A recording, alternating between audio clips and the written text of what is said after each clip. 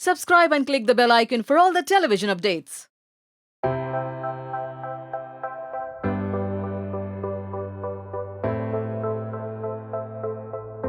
मीका, सबसे पहले तो मैं आपसे ये जानना चाहूँगी, क्योंकि बहुत लोगों को पता नहीं होगा आपकी लव स्टोरी के बारे में, आपकी मैरिज लाइफ के बारे में। तो मैं सबसे पहला सवाल ये जानना चाहूँगी, किस तरह मुलाकात हुई थी? लव मैरिज था या अरेंज मैरिज था आपका?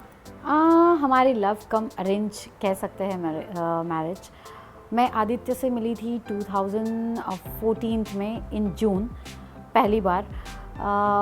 जब मैं उनसे फ़र्स्ट टाइम मिली थी, एक्चुअली हम दोनों एक दूसरे को एक कॉमन फ्रेंड के थ्रू जान रहे थे और हमारी सिर्फ फ़ोन पे एक बार बात हुई थी और फिर व्हाट्सएप पे कुछ चैट हुए थे।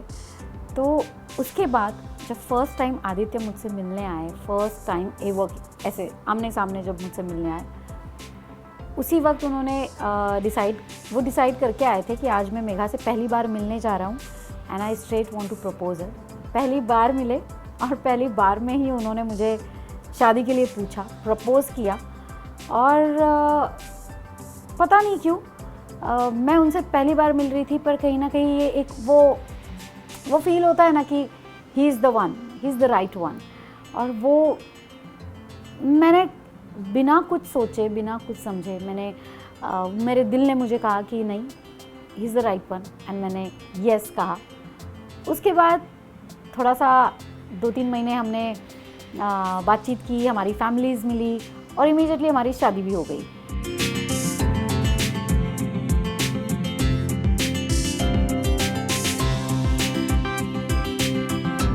पहली मुलाकात में उन्होंने आपको प्रपोज किया, आपने उनको हाँ बोला, पर ऐसी कौन सी क्वालिटी थी मीका जो मतलब पहली मुलाकात में आपको लगा कि बस मुझे अब शादी करनी है और इनके साथ सेट होना है? मैंने आदित्य की एक चीज़ नोटिस की थी, that he is a wonderful father. मैंने ये 1 महीना जब मैं उनसे व्हाट्सएप पे बातचीत में मेरी हो रही थी या फ़ोन पे जब बातचीत हुई, तो मुझे एक चीज़ का एहसास हुआ कि वो बहुत अच्छे पिता है। वेदांत को जिस तरीके से वो अकेले संभाल रहे थे, दैट वाज रियली बहुत टच करने वाली वो चीज़ थी। उनकी दुनिया पूरी वेदांत के आसपास घूमती थी।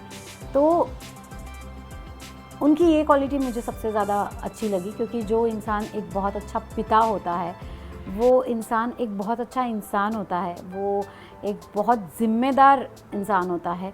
और शादी सिर्फ़ और सिर्फ प्यार पे नहीं चलती या प्यार से नहीं चलती, पर शादी एक ऐसी रिस्पॉन्सिबिलिटी है कि जिसके लिए अंडरस्टैंडिंग की बहुत ज़रूरत है। तो और क्या चाहिए किसी को।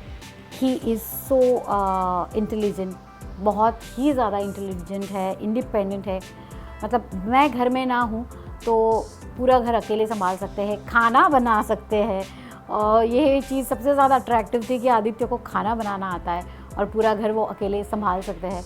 तो एक ऐसी अंडरस्टैंडिंग की ज़रूरत थी कि जिस तरीके का मेरा प्रोफेशन है और जिस तरीके का उनका प्रोफेशन है, अगर किसी एक को लंबे टाइम के लिए घर से बाहर जाना हो तो घर संभालना आना चाहिए। अब आप ही देख सकते हैं कि 3.5 महीने मराठी बिग बॉस में, उसके बाद 1.5 महीना हिंदी बिग बॉस में। सो पिछले कई महीनों से मैं अपने घर पे नहीं हूँ, लेकिन आप देख सकते हो मेरा घर एब्सोल्युटली परफेक्ट चल रहा है।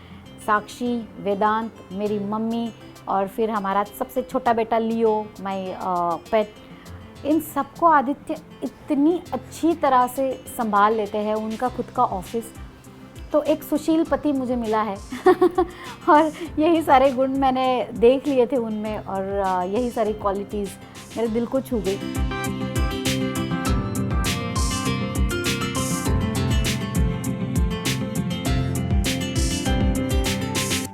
अच्छा, आप लोग की 3.5-4 साल की शादी है, उसमें कोई ऐसा एक स्पेशल मोमेंट जब उन्होंने आपको कुछ स्पेशल फील कराया हो, कुछ ऐसा रोमांटिक मोमेंट जो आप अपने फ्रेंड्स के साथ यहाँ शेयर करना चाहेंगी?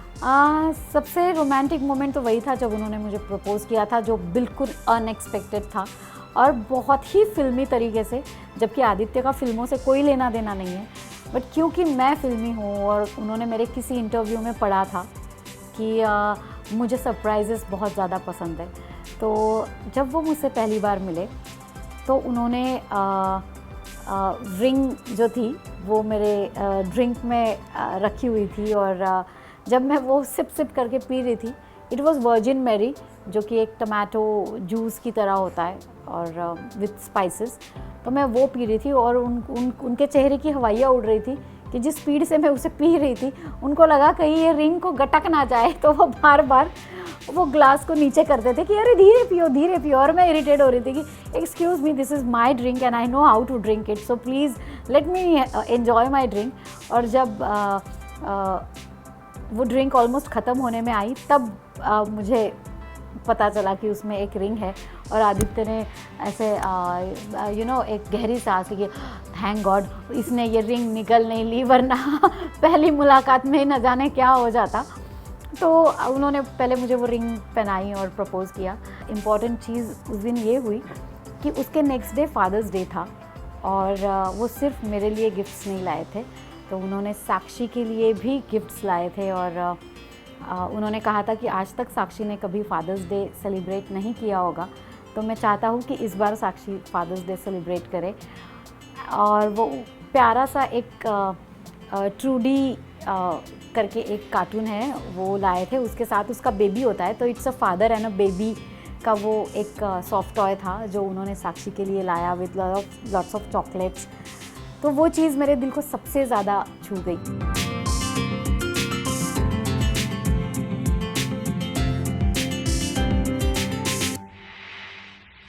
आपका जो लव स्टोरी है, आपकी जो कहानी है वो बहुत इंटरेस्टिंग है, ये तो मुझे खुद तो महसूस हुआ है।